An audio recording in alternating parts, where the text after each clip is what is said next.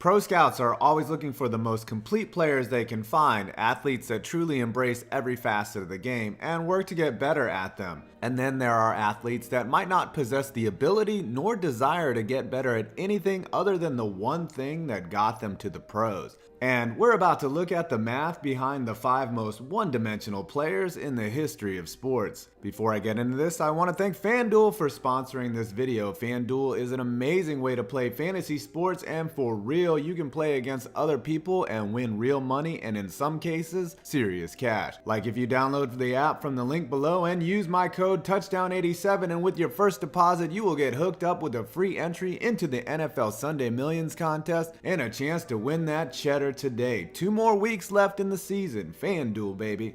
Number 5. Rob Deere, all or nothing. Chicks dig the long ball, but most fantasy players prefer that an offensive player put up stats in each category. However, former DH Rob Deere was only interested in doing one thing: hitting home runs and striking out. There are obviously many players who we could choose from that were all or nothing, including Adam Dunn and Dave Kingman. However, Rob Deere had some amazing career numbers when it comes to just hitting taters. Deere played for 11 big league seasons, almost all as a DH, where he hit 230 career home runs and had a lifetime average of 220, only 10 points above his listed weight. He also struck out 1,409 times, leading the majors in Ks 4 times, including 186 sit-downs in 1987, where he hit 28 home runs. That's playoff Aaron Judge level production. My favorite year of his is in 1991. While playing for the Tigers, he hit 25 dongs with a paltry batting average of 179. It's worth noting that he started that year with 6 hits in his first 51 at-bats. All 6 hits were home runs. That level of production would normally get you cut faster than a newborn baby, but Deere hung around the league for 5 more seasons, pretty much continuing his trend of just hitting dings and fanning at pitches like a windmill. Number 4. Peyton Manning, slow and steady. Now, to call one of the greatest QBs of all time one-dimensional is a little unfair, because his one dimension of passing the ball and putting up amazing offensive years is what made him a surefire Hall of Famer. But statistically, and particularly in his later years, his rushing stats are a testament of just how much he wanted to stay in the pocket and do shit all else. When Peyton was fresh out of college and done with teabagging staff at Tennessee, he actually would take off here and there and had a career-high rushing season in 2001 with 157 yards and 4 TDs. Cut that meat! But immediately after that, his rushing numbers severely declined, posting astonishing lows of -5, -13, -31, -24, and -6 in various years from 2002 to his last year in 2005.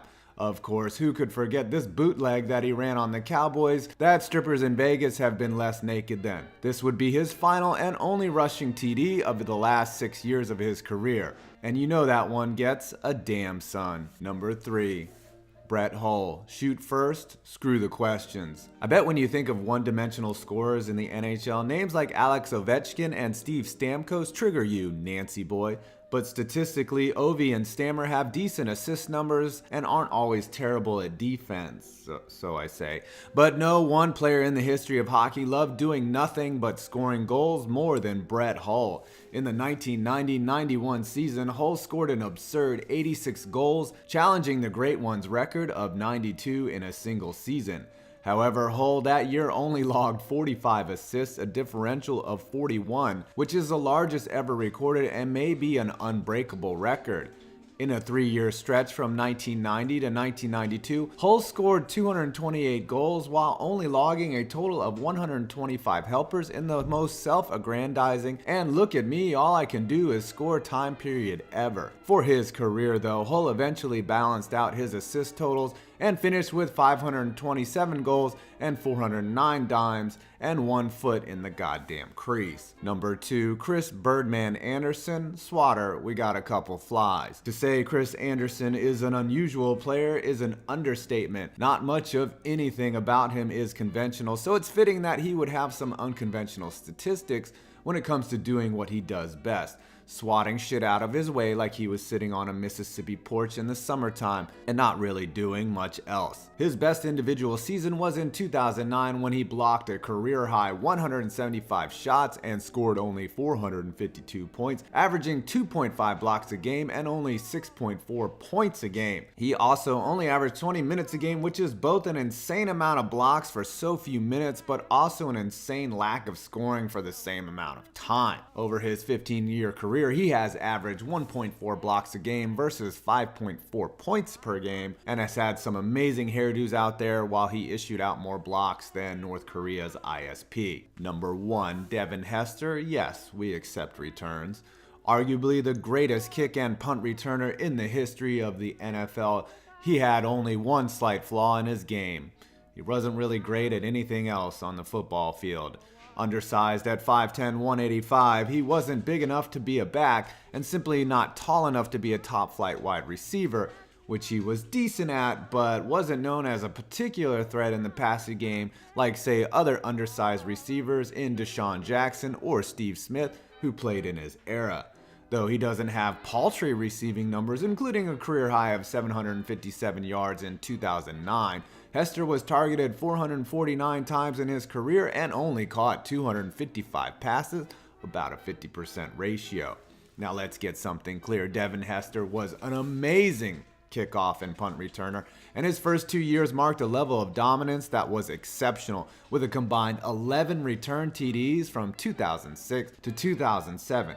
So if he was a one-trick pony, he was a damn good one. Hall of Fame level if you ask me, and that's one dimension that's not up for argument. Well, I hope you enjoyed this video. Don't forget to download the FanDuel app and use my code Touchdown87 and get a free entry into the Sunday Millions contest with your first deposit. And don't forget to like, comment, and subscribe to my multifaceted channel. And as always, I'm 5 Points Vids, and you made it to the end of this video.